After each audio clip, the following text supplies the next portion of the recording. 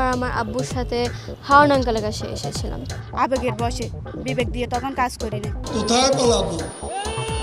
পালাবো না। Don't please এই ধরনের রাবিশ কথা বলবেন না আমার সাথে। প্লিজ আমাকে ক্ষমা করে দাও। Wait, it's my turn.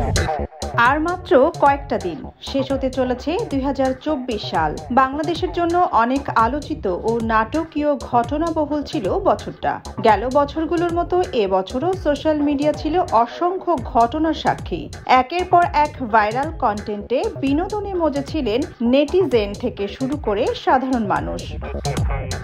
গোটা ২০২৪ জুড়ে বাংলার মানুষদের মাঝে জনপ্রিয়তার শীর্ষে ছিল এই সংলাপগুলো। সাধারণ মানুষের মুখে মুখে যেমন শোনা গেছে এসব, তেমনি ফেসবুকের টাইমলাইনে বছর জুড়ে ছিল এই সংলাপের চর্চা। আর আমার আব্বুর সাথে হাওন আঙ্কেলের কাছে এসেছিলাম। চলতি বছর একটি সাক্ষাৎকার দেওয়ার সময় বিনোদন জগতের জনপ্রিয় তারকা সিমরেন লুবাবারও একটি ডায়লগ বিভিন্ন সোশ্যাল মিডিয়ায় ব্যাপক ভাইরাল হয়। ডিবি প্রধান হারুনকে তিনি হাউন উচ্চারণ করায় নেটপাড়ায় বেশ ট্রলের সম্মুখীন হন এই শিশু তারকা। ২০২৩ সালে তার কেন্দ্রে দিয়েছি ডায়লগটিও নেটপাড়ায় বেশ ভাইরাল হয়েছিল। Wait, it's my turn now. দেশে কোটা আন্দোলনের সময় ভাইরাল হন শিক্ষার্থী ফারজানা সেথী। তার বাংলার পাশাপাশি ইংরেজি বলার ধরন বেশ বিনোদনের খোরাক জুগিয়েছিল নেটিজেনদের। এক সেনা সদস্যের সঙ্গে তার বাক বিতণ্ডতার ভিডিও নেট পাড়ায় ভাইরাল হয়। সেখানে সেনা সৈনিককে তিনি বলেন, এই wait wait, it's my turn. এই ডায়লগ টিকটকাররাও তাদের ভিডিও তৈরিতে বেশ লুফে নেন চলতি বছর। ছাত্র জনতার আন্দোলন চলার সময় থেকেই সাবেক প্রধানমন্ত্রী শেখ হাসিনার বিভিন্ন বক্তব্য নেট পাড়ায় বেশ ভাইরাল হতে শুরু করে। আন্দোলনের তোপের মুখে পড়ে তিনি যখন দেশ ছেড়ে পালিয়ে যান, তখনই সোশ্যাল মিডিয়ায় জনপ্রিয় হয়ে ওঠে তার শেখ হাসিনা পালায় না ডায়লগ। কোথায় পালাবো?